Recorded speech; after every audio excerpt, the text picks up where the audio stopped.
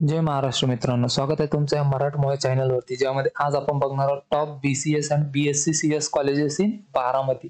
तर बारामतीमध्ये कोणते कॉलेजेस आहेत जे चांगले आहेत BCS किंवा BSc कम्प्युटर सायन्ससाठी. तर चला व्हिडिओला सुरुवात करूया. तर बघा, जे पहिलं कॉलेज आहे ते आहे रयत शिक्षण संस्था arts commerce and science college Baramati. तर हे कॉलेज आहे जे चांगलं आहे जर तुम्हाला इथून BCS किंवा BSc-CS करायचं असेल.